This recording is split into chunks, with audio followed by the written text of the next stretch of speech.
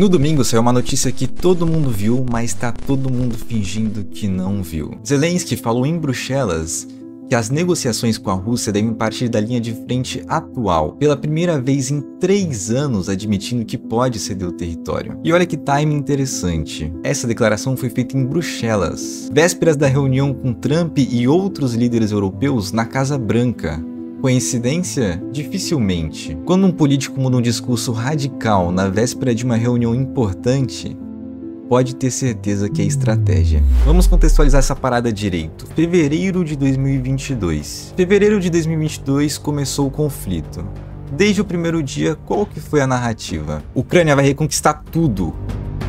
Crimeia, Donbas, cada centímetro de território. Zelensky bateu o pé inúmeras vezes. Nenhum centímetro de território ucraniano para a Rússia. Nenhum. Zelensky bateu o pé inúmeras vezes. Isso passou de um discurso político para uma promessa. Promessa que virou base para milhões de armamentos, milhares de mortes e uma narrativa global de resistência. Agora, quase 3 anos depois, a narrativa mudou. E não mudou sutilmente. Mudou na véspera de se encontrar com Trump e outros líderes europeus na Casa Branca. Do nunca pro pode ser que sim, pro talvez sim. E vocês acham que isso é coincidência?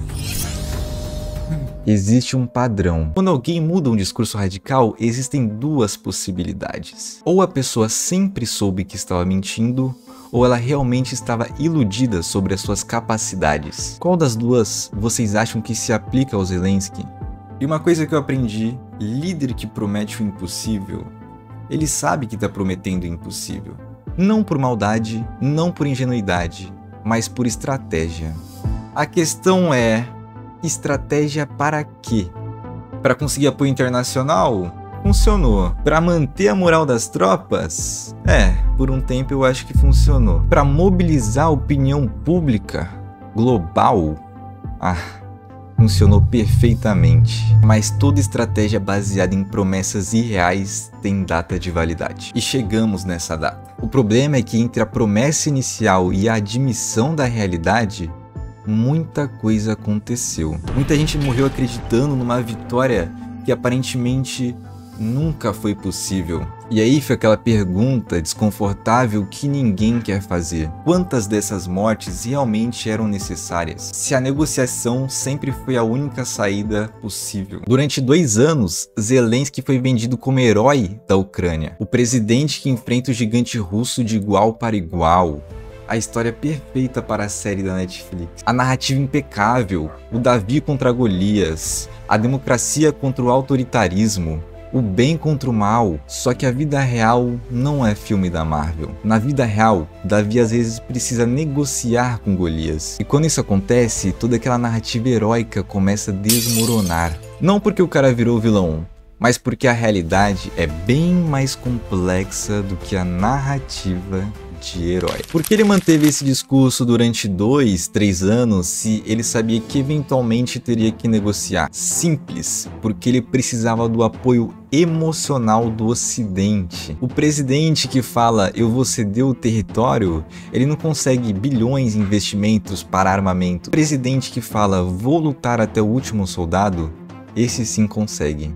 Foi uma jogada política brilhante? Bom, sobre certa perspectiva, realmente foi. Conseguiu apoio massivo, mobilizou a opinião pública mundial, mas toda jogada política tem custo. E o custo, aqui, foram as expectativas criadas. Pensa na mentalidade de um soldado que lutou durante anos, ouvindo que não haveria concessões, e cada batalha era pela reconquista total do território. Agora descobre que o território pode ser negociado? Como fica a cabeça dessa pessoa? Como fica a família de quem morreu acreditando numa promessa que nunca foi verdadeira?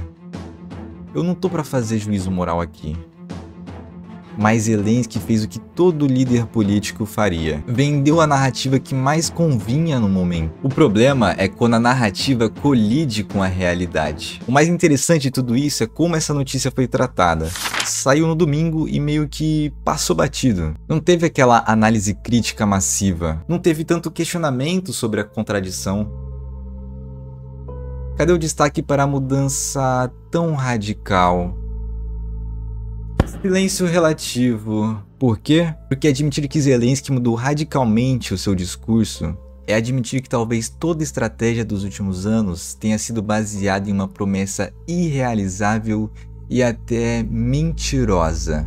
E olha, eu entendo a resistência a aceitar tudo isso. Ninguém gosta de descobrir que foi vendido uma ilusão, especialmente quando a ilusão era bonita, tinha apelo emocional, tinha lado certo da história, mas preferir a ilusão confortável do que a realidade desconfortável não muda os fatos. Conflitos dessa magnitude sempre se resolvem na negociação. Sempre. Sempre. Putin sempre soube disso. Estados Unidos sempre souberam disso.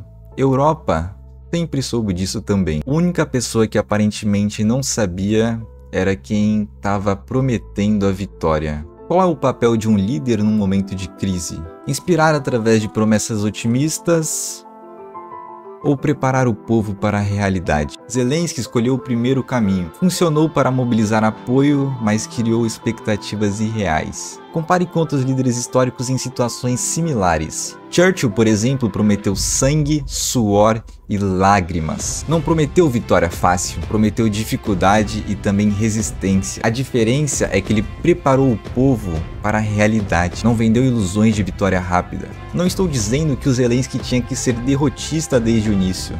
Estou dizendo que existe diferença entre otimismo realista e promessas impossíveis. E as consequências dessa diferença são medidas em vidas humanas. Então fica a reflexão para vocês que isso não foi mudança de estratégia.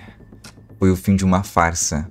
Uma farsa que durou 3 anos, movimentou bilhões de dólares e custou milhares de vidas. Vocês acham que o Zelensky foi uma peça no tabuleiro ou ele estava jogando o próprio jogo? Porque uma coisa é clara, alguém estava movendo essas peças desde o início. E não era quem pensamos. Ou pelo menos, não da forma que pensamos. Bilhões de armamentos, milhares de mortes e 3 anos de uma narrativa heróica. Tudo baseado numa promessa mentirosa para manipulação em escala global. Comenta aí o que vocês acham, quinta-feira tem mais e não é para qualquer um.